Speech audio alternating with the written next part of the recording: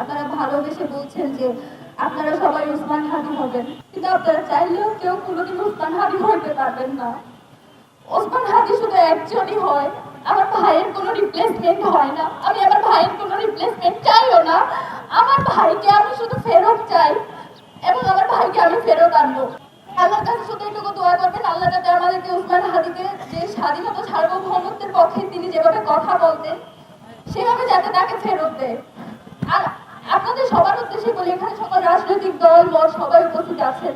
আপনারা গত 1 বছর ধরে আওয়ামী লীগ পালিয়ে যাওয়ার পরেও আপনারা যে কাজটা করতে পারেন নাই, আপনারা কালচারাল ফেসিজমকে অ্যাড্রেস করতে পারেন নাই। বাংলাদেশে একটা মানুষ, শুধুমাত্র একটা মানুষ পেরেছিল এবং আজকে সেটার প্রতিদান তাকে এইভাবে দিতে হচ্ছে।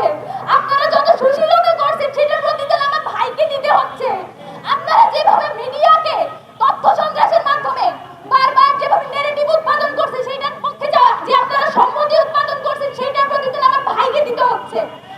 আমরা কিচ্ছু বলে যাচ্ছি না।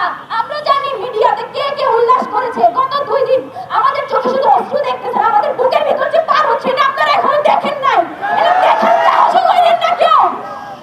আমার ভাই ফেরত আসবে, বাংলাদেশের স্বাধীনতা সার্বভৌমত্বের পক্ষে কথা বলবে এবং এই মিডিয়াতে যারা বিভিন্ন বয়ান উৎপাদনের মাধ্যমে আমার ভাইকে হত্যাযোগ্য করার চেষ্টা করেছে, আমার ভাইয়ের জীবন মৃত্যুর সঙ্গে করে যারা বারবার উল্লাস করেছে, যারা বিজয় উদযাপন করেছে, আমি তাদের সবাইকে চিহ্নিত করে রাখছি। আল্লাহ যদি আমাদেরকে বাঁচায় রাখে, ইনকিলাব মঞ্চ যদি বেঁচে থাকে, বাংলাদেশে কালচারাল ফেসিজম যারা কায়েম করতেছে আপনাদের সবার জন্য আমরা সারা জীবন শত্রু হয়ে থাকবো, এটা মাথায় রাখবেন। আমি আপনাদের কাছে এটাই দোয়া করবো, আপনারা যে যেখানে আছেন, আমরা আওয়ামী লীগের প্রশ্নে সবসময় সবাই এক থাকি।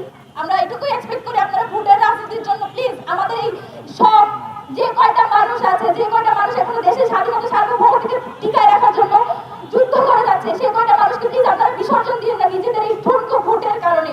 বাংলাদেশের স্বার্থ আপনাদের এই ভোটের চেয়ে অনেক বেশি, আপনাদের নিজস্ব যে ব্যবসা বাণিজ্য সেসবের চেয়ে অনেক বেশি বাংলাদেশের স্বাধীনতা সার্বভৌমত্বের যে দাম সেটা প্লিজ আপনারা বিসর্জন দিবেন না, সেটা বিক্রি করে দিবেন না।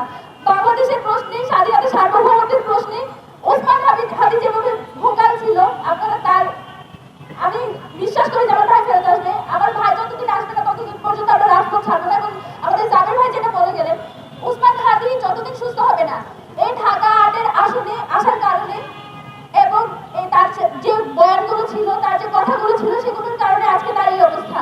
এবং আমি, জাবের ভাই, আমাদের ইনকিলাব মঞ্চের যত মেম্বার আছে, আমরা আপনাদের সাথে নিয়ে সংগ্রাম জারি রাখবো এবং ওসমান হাদিকে ইনশাআল্লাহ আমরা সংসদে পাঠাবো।